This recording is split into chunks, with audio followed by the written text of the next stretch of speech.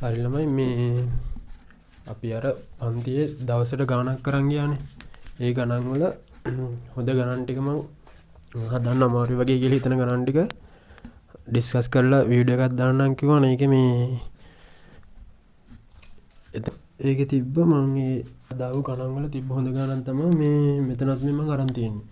මේකේ තියෙන දැන් මේ පළවෙනි ත්‍රිකෝණේ තියෙනවා. ඒකේ මේ එක පාදක දිග 1 සෙන්ටිමීටර් කියලා තියෙනවා. ඊළඟ ත්‍රිකෝණේ පාද 2 සෙන්ටිමීටර් කියලා තියෙනවා. ඊළඟ තුන්වෙනි ත්‍රිකෝණේ පාදක දිග 3 සෙන්ටිමීටර් කියලා දීලා තියෙනවා. දැන් මේ ඉරි ගහලා තියෙන එකකින් කියන්නේ මේ පාද තුනම සමානයි කියන එක. ඒ කියන්නේ මේ ත්‍රිකෝණ සමපාද ත්‍රිකෝණයක් කියලා තමයි මේ කියන්නේ. මේකෙත් එහෙමයි. මේ දෙවෙනි ත්‍රිකෝණේ සමපාද ත්‍රිකෝණය, තුන්වෙනි ත්‍රිකෝණයට දෙන්න සමපාද ත්‍රිකෝණය. දැන් මේ ඉරි තුනක් දාලා තියෙන අයියේ. මෙන්න මේ වගේ දිගටම මේ ත්‍රිකෝණ ටික එක රටාවට ලොකුයි මීට වැඩිය ලොකු ත්‍රිකෝණයක් ඊළඟට එනවා. ඊට වැඩිය තව ලොකු ත්‍රිකෝණයක් ඊළඟට එනවා. එහෙම දිගට මේක යනවා කියන්න තමයි මෙන්න මේ ඉරි තුනක් දාලා තියෙන්නේ. අපෙන් අහන්න ඉස්සරවම මෙන්න මේ එක පළවෙනි ත්‍රිකෝණේ, දෙවෙනි ත්‍රිකෝණේ, තුන්වෙනි ත්‍රිකෝණේ පරිමිතින් හොයන්න කියලා. අපි බලමුකෝ. පළවෙනි ත්‍රිකෝණේ පරිමිතිය හොයන්නේ මේ එක පාදක දිග සෙන්ටිමීටර් 1යි. හරිද? එක පාදක දිග සෙන්ටිමීටර් 1යි. ඒ වගේ පාද කීයක් තියෙනවද? 3ක් තියෙනවා. එහෙනම් අපි මේක 3ෙන් ගුණ කරනවා. එතකොට කීයද? 3යි සෙන්ටිමීටර්. දෙවෙනි ත්‍රිකෝණයට යන්කෝ. දෙවෙනි ත්‍රිකෝණයට ගියාම දෙවෙනි ත්‍රිකෝණේ එක පාදක දිග කීයද? 2යි සෙන්ටිමීටර්. 2යි සෙන්ටිමීටර්. ඒ වගේ පාද කීයක් තියෙනවද? 3ක් තියෙනවා. එතකොට කීයද? 2 වරක් 3 6යි සෙන්ටිමීටර්. තුන්වෙනි ත්‍රිකෝණයට යන්කෝ. තුන්වෙනි ත්‍රිකෝණයට ගියාම ඒකේ එක පාදක දිග කීයද? එක පාදක දිග තියෙනවා සෙන්ටිමීටර් 3යි. 3යි සෙන්ටිමීටර්. ඒ වගේ පාද කීයක් තියෙනවද?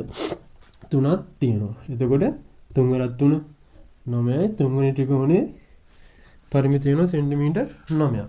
මේක තමයි ඒ කොටසෙන් අහන්නේ. එතකොට ඒ කොටස උත්තර තමයි මෙන්න මේ ටික. ඊළඟට අහනවා මේ ත්‍රිකෝණ ටික දිගට මැදන් ගියපුවාම මේ පළවෙනි එක, දෙවෙනි එක, තුන්වෙනි එක, 4 5 6 7 8 9 ඕම ගියපුවාම 20 වෙනියට අදිනවනේ මෙන්න මේ හරියන ත්‍රිකෝණයක්.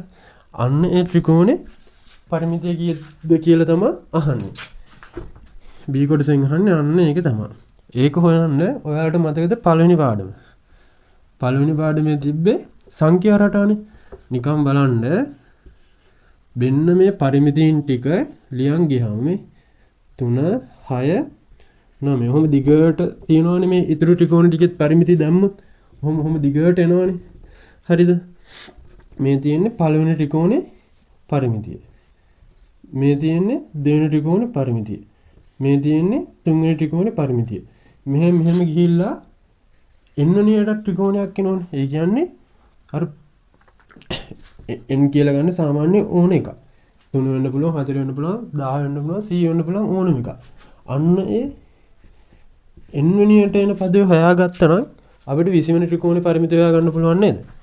ඒ පොදු පදේ හොයාගන්න තමයි මේකේ පොදු පදේ හොයාගන්න එක තමයි මේකේ තියෙන වැඩේ. අපි බලමුකෝ. දැන් මේ 3 හැදලා තියෙන්නේ මේ එක කීයෙන් ගුණ වෙලාද? 3න්නේ. හරිද? දැන් මේ 6 කියන එක හැදලා තියෙන්නේ 2 කීයෙන් ගුණ වෙලාද? 3ෙන් ගුණ වෙලා. මේ 9 කියන එක හැදලා තියෙන්නේ 3 කීයෙන් ගුණ වෙලාද? 3ෙන් ගුණ වෙලා. ඒ කියන්නේ පද නම්බර් එක මේ පළවෙනි පදේ, දෙවෙනි පදේ, තුන්වෙනි පදේ. මේ පද නම්බර් එක 3ෙන් ගුණ වෙලා. දෙවෙනි පද නම්බර් එකත් 3ෙන් ගුණ වෙලා. තුන්වෙනි පද නම්බර් එකත් 3ෙන් ගුණ වෙලා. එහෙම තමයි මෙන්න මේ ත්‍රිකෝණ වල පරිමිතින් හදලා තියෙන්නේ. දැන් මෙන්න මෙහෙම පල්ලෙහාට ගියාම n පද නම්බර් එක තියෙනවානේ.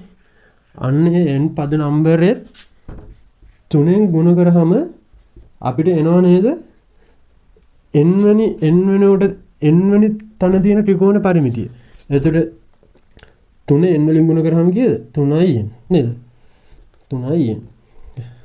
මෙන්න මේ 3i n හැදෙන්නේ එතකොට n කියන එක 3ෙන් ගුණ වෙලා. මේ n වෙනි පදේ හොයාගත්තාම ඒකට අදාළ පදය මොකද්ද? ඒකට තමයි කියන්නේ පොදු පදේ කියලා. එතකොට මේ සංඛ්‍යා රටාවේ පොදු පදේ කීයද එන්නේ? 3යි n. දැන් හිතන්නකෝ අපිට 20 වෙනි පදේ හොයන්නනේ තියෙන්නේ. 20 වෙනි පදේ හොයන්න ඕන නම් අපි මේ n වෙනුවට 20 ආදේශ කරනවා. 100 වෙනි පදේ ඕන නම් මේ n වෙනුවට 100 ආදේශ කරනවා. දැන් අපින් අහන්නේ 20 වෙනි ත්‍රිකෝණ පදේනේ. අපෙන් අහන්නේ b කොටසේ 20 වෙනි ත්‍රිකෝණේ පදේ. දැන් ලියනවා 20 වෙනි ත්‍රිකෝණයේ 20 වෙනි ත්‍රිකෝණය මොකද්ද? පරිමිතිය. හරිනේ. ඒක හොයන්නේ කොහොමද? පොදු පදේ දැන් අපි හොයාගත්තනේ. පොදු පදේ තමයි 3n.